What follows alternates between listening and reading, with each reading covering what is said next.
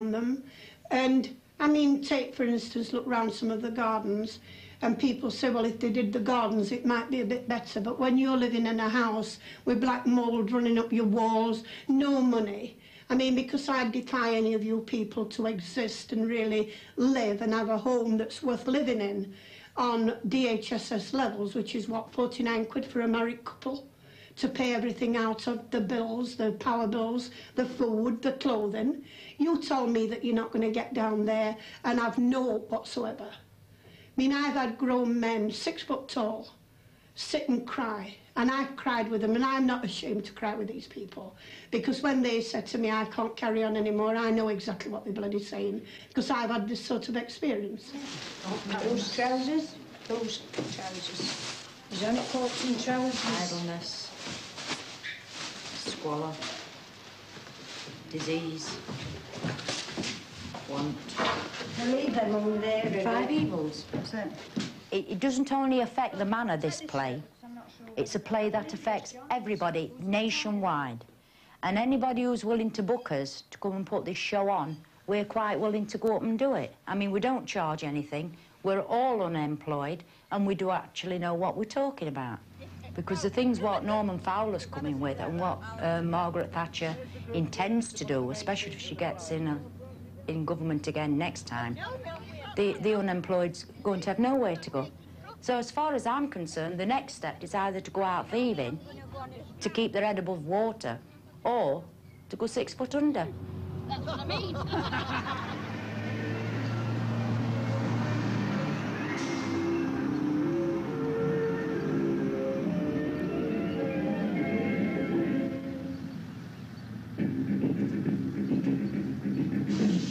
I think they're all in for their own ends. No, I'm not voting. I used to, but I wouldn't now. No way. Vote for Brian Oxley in today's election. Vote today. Vote Oxley for Sheffield Central. Vote early, vote wisely, vote Oxley. Vote Conservative. Vote for Brian Oxley. I used to vote Labour.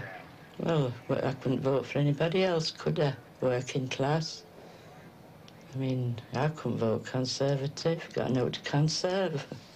And I don't like Mrs. Thatcher anyway. Because I think she split this country and people. Well, she didn't bother about people in North. She couldn't care less. She didn't bother whether they were working or not. She don't know where you live.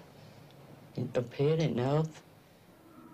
She waited nervously in the wings before she walked out to deliver her message of strong leadership of a strong country. She said it was a message she'd take to the World Economic Summit. When I go to the Western Summit in Venice on Monday as your representative, I will go with my head held high as leader of a strong country. To Labour's charge of being divisive, I answer in one word: humbug.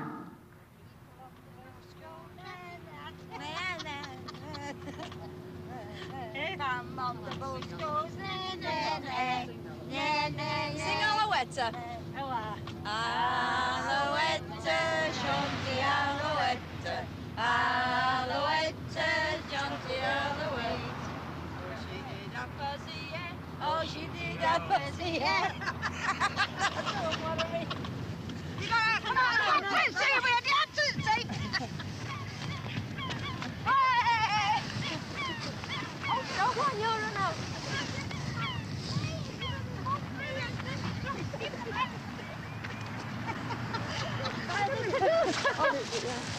Oh, look what stains on me. Oh, your bum's looking, Rita. Oh, for crab bites your toes. Come down and have a look, Rita. I'm not, they're not chucking me in there.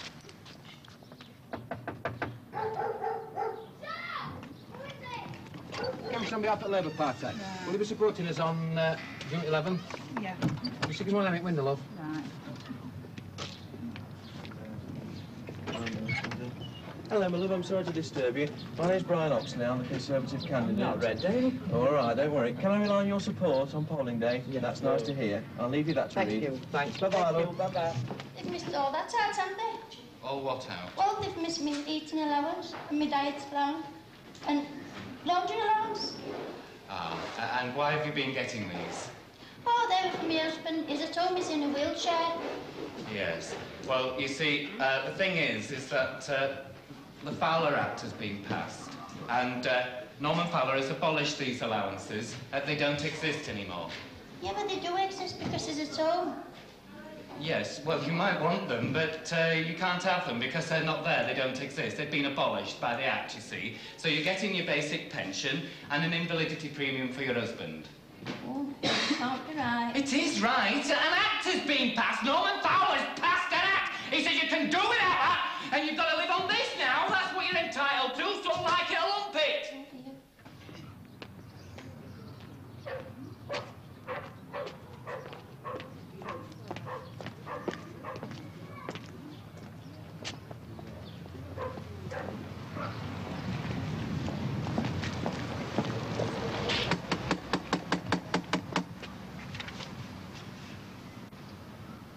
50 years ago, 50, 60 years ago, there was at least 1,000 people. Everybody that come onto estate got their door knocked on, and were sort of enrolled into the Labour Party. But these people then had the faith in Labour Party. They had the faith in what Labour Party were going to do for them. A lot of them have kept that faith, but a very large number of these sort of people have sort of been betrayed a little bit. In 1942, Beveridge said that the welfare state was there to combat the 5 great evils. That existed then and still exists today. Idleness. In 1987, officially there's 3 million people unemployed. It's estimated to be 5 million. Disease.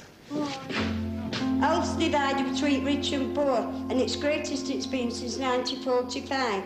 The unemployed are more likely to suffer heart diseases, cancer, and attempted suicide, and prescriptions have gone up 12 times since 1979. Ignorance. £12 billion cuts in education since 1981. Squalor. In 1987, there is 100,000 people homeless. Millions live in substandard and slum conditions and selling off of council houses. Want. In 1987, in Thatcher's Britain, there are 18 million people living under the official poverty line. A lot of people would like to help themselves but don't know how, number one. A lot of people would help themselves if they could. But they've been on benefits for so long and been pushed from pillar to post that they are down there now and can't see any hope and just sit there and let the things corrode round them.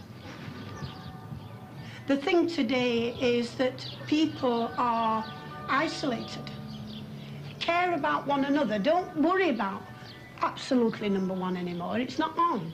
You must care at what's behind you, side of you, and take part in their problems if they need it, or show them a way around it.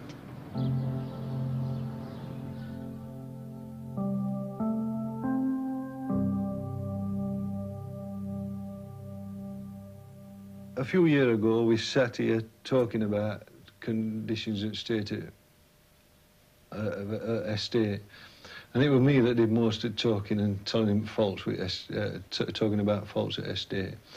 And he said, well, there's something you can do about it. And I said, there's nothing I can do about it. There's nothing at all that we can do about it.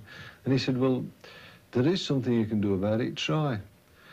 And I think that if everybody threw the past experiences to one side, if we came out in big enough numbers, then we would get something done.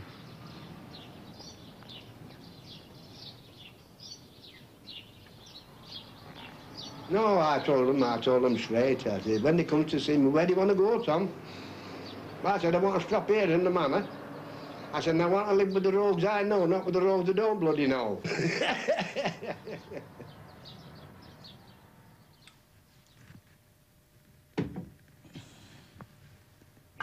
It hasn't upset me or anything.